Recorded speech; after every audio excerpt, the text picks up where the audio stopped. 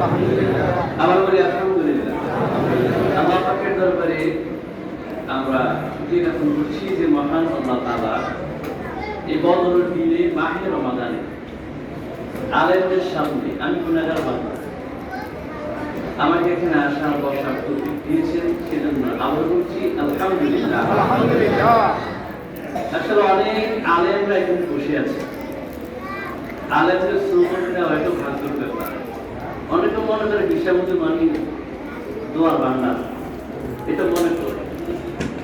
আমরা আলেমের যারা আমরা আছি, আমরা নিজেকে দোয়ার ভান্ডার মনে করি না। আমরা আসলে এখানে আজকে আসছি আপনাদের কাছ থেকে আমি দোয়া নিতে, দোয়া করতে না। অনেক আলেম আমার এখানে বসে আছেন যে যাদের পাশে বসা আমার যোগ্যতা নেই, আমার এলেম নেই।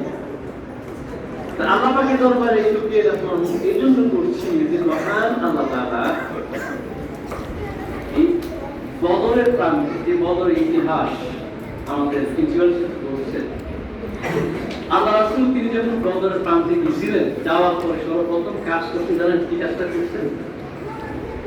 একটা কুয়া ছিল, নদীর নালা ছিল। প্রথম বললেন যে নদীর একটা ব্লক কর, যাতে ওদেরকে কোনো পানি যাতে না খেতে পারে, তাহলে ইসলামের একটা খুঁটি তৈরি হলো। আলহামদুলিল্লাহ।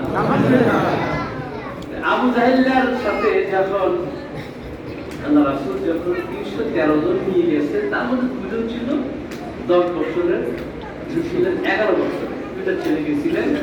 এই বাচ্চাগুলো বসে আছে আজকে বদরের প্রাপ্তি। মনে হচ্ছে যে আমরাও বদরের প্রাপ্তি বসে আছি। আলহামদুলিল্লাহ। একজন তিনি প্রতিজ্ঞা করলেন যে না, পানি আমার খেতে হবে। এখান থেকে সে চ্যালেঞ্জ করছেন পানি খাওয়ার জন্য। তাফসীর পেয়েছি তখন তিনি আগাচ্ছেন পানি খাওয়ার জন্য। রাসূলের চাচা আবু হামজা তিনি প্রথম গিয়ে দুজনে আগে তিনি বাধা দিলেন, পানি খাওয়া যাবে। তারা লাগছেন, সর্বপ্রথম একটা তাকে আঘাত করতো, ওই ব্যক্তির পায়ের পুরার মধ্যে খুব করছে। তারপর তিনি খুব করার পরে তিনি শুয়ে গেছেন। তিনি এত বুক দিয়ে আস্তে আস্তে ওই যে হাউটু নিয়ে যাচ্ছেন পানি খাওয়ার জন্য।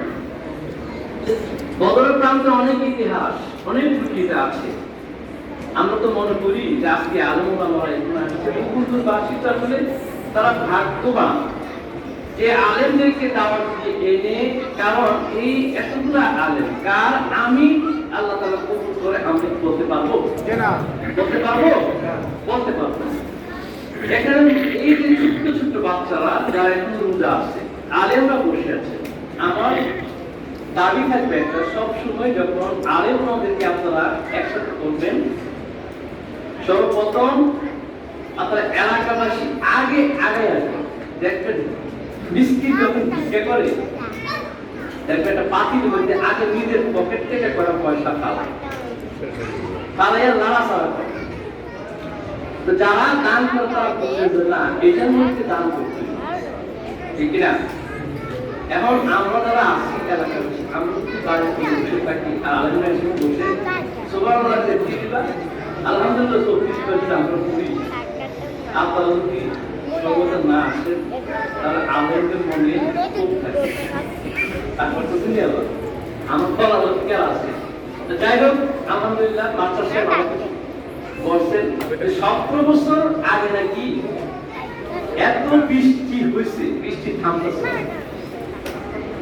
তখন এরকম একটা এই দোয়ার আয়োজন করছে, কতবার আয়োজন করছে আল্লাহ তাআলা নাকি এই দোয়ার মাধ্যমে বৃষ্টি নাকি বন্ধ করে দিচ্ছে। আলহামদুলিল্লাহ, আল্লাহু আকবার। তাহলে মুসা নবীর কাছে দোয়া করছিল বৃষ্টি হওয়ার জন্য, আর আমরা দোয়া করছি বৃষ্টি বন্ধ হওয়ার জন্য।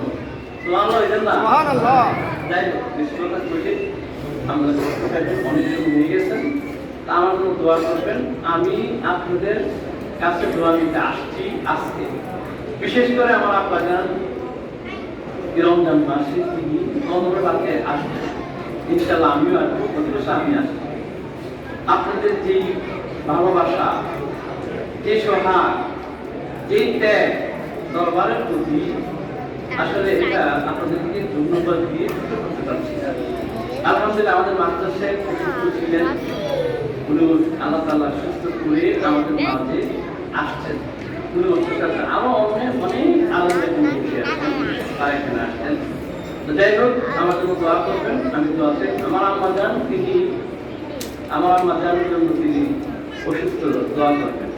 এখানে বসে একজন বিখ্যাত লোকে ফোন দিছে, ওই সাদেক পরিবেশের সাথে কথা বললাম, তো উনিও জানছে এখানে একটা সুন্দর প্রোগ্রাম হচ্ছে, উনিও আপনাদের সালাম দিচ্ছে, বলো ওয়ালাইকুম সালাম। যাক, আপনারা দোয়া করবেন আমার আম্মার জন্য, সেটা আপনার জন্য। সুরা ফাতিহা একটু সুরা ইখলাস 3 নম্বর।